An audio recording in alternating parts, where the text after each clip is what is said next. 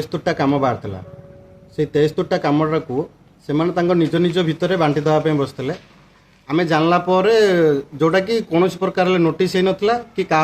information हो नाला paper बाहर थिले ना नहीं नहीं आज्ञा पेपर आडभर्टाइज कर कौन काउनसिलर माने जान नथिले कि कौन कंट्राक्टर माने भितर किसी भी जान ना आम जानला आम जाकि एक्जिक्यूटिव अफिसर संगे कथा होगी आसलु केते टंकार काम प्राय पाखापाखि 2 कोटी टंकार काम 23टा काम आम जाकि कथा होगी आसला आमको एक्जिक्यूटिव अफिसर कहले जे एटा होची नोटिस बोर्ड टेंडर एटा आम क्या कहले जन पारूँ कला आम कहलु ठीक अच्छे आप केबे बाहर पचार कहले 11 तारिख में बाहर आम कहलु ठीक अच्छे 11 तारिख ठू 17 तारिख पर्यंत आप आमको सीसीटीवी फुटेज दिंतु कार नोटिस बोर्ड कहला सी आमको 15 मिनट टाइम मागिते 15 मिनट बाद आम अध घंटा पर सार पाखु जाइलु से सार को पचार सार कहले जे आउ से सीसीटीवी कौन प्रकार कनेक्शन दि जाए ना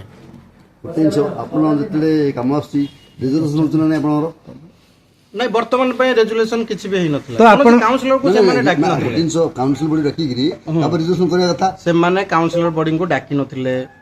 सेमाने माने विगत तळ दिनर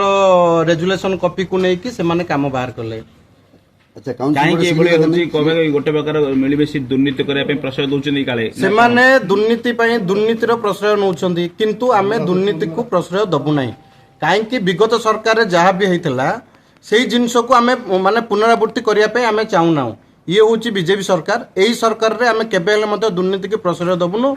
तो आम प्रतिवाद कलापर आमको काली काउंटर बाइट देते जे आमको असामाजिक व्यक्ति आसिकी आमर काम बंद कले आम टेंडर को बंद करने चाहते आम किंतु खल्लिकोटर उन्नति बोली केबे बाधा दौना केबे देनु कि लीगल भाव में उन्नति हो समस्ते जानतु समस्ते जानिकी जेमिति जो टाइप भाव में लीगल भाव में पेपर वर्क काम हवा कथा से टाइप भाव में पेपर वर्क काम हो जो मैंने आमको असामाजिक बोली व्यक्ति भी कहते से माने तो बहुत दिन है से सस्पेंड होते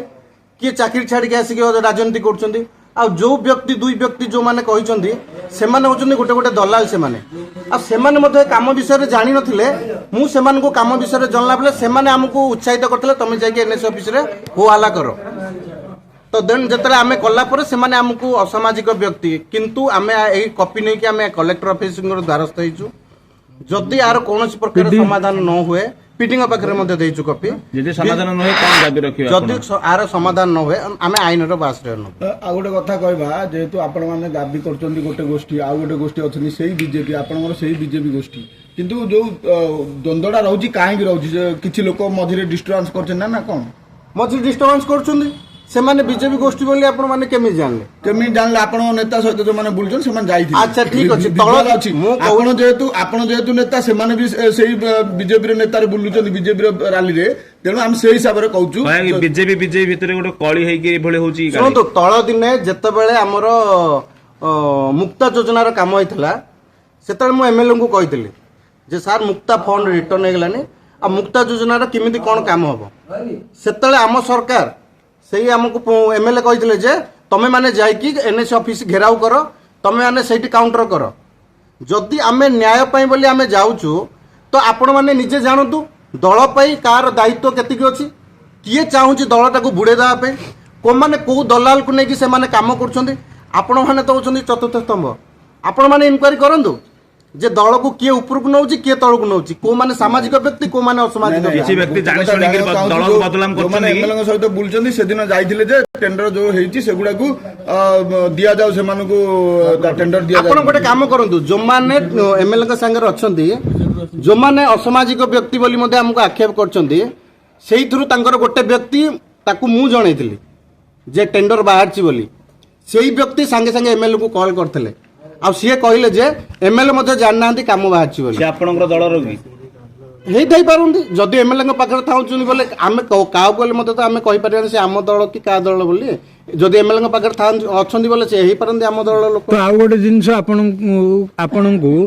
आम शुणा पाऊँ आपन कहते कौन आप धीरे रही जातु आ 15टा काम अच्छे ए कम किसी डिस्टर्ब करंतुनी आमको कहते अच्छा जहाँ होगला आपण मैंने आउ आम 35 लाख 30 लाख 35 लाख आपको कम देवो आपण मैंने जहाँ को कहे आम से काम देवो आउ कमटा को बंद करंतुने କାମଟା ଆମେ ସେଇଠି କହିଥିଲୁ ନାହିଁ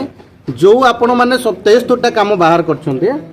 ସେଇ 73ଟା କାମ ତା ସଙ୍ଗେ ସଙ୍ଗେ ଏଇ ଯେଉଁ ଆପଣ କହୁଛନ୍ତି ଆମକୁ ଏବେ 30 ଲକ୍ଷ ଟଙ୍କାର କାମ ବାହାର କରିବେ ଆପଣ ଗୋଟେ ଇନକ୍ୱାରି କରନ୍ତୁ ଯେଉଁଠି ଭୁଲ ଅଛି ଆପଣ ଏଇଟାକୁ ରିଟେଣ୍ଡର ଆଉ ଥରେ କରନ୍ତୁ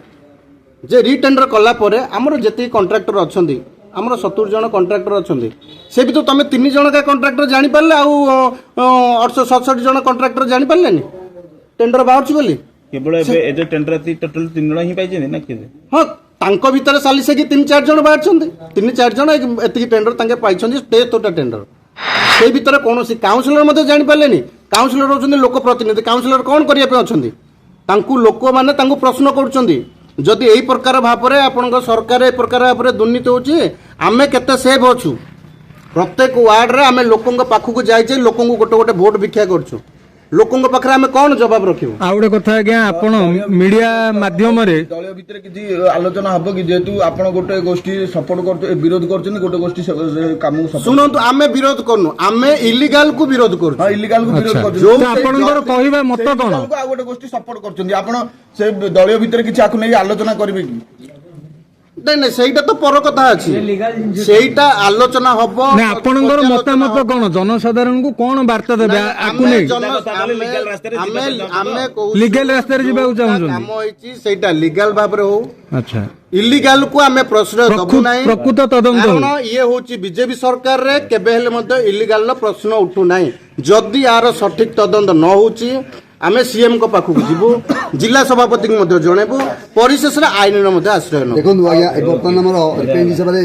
ସ୍ଥାନୀୟ ଏମଏଲଏ ଅଛନ୍ତି ଆଉ ସାଂସଦ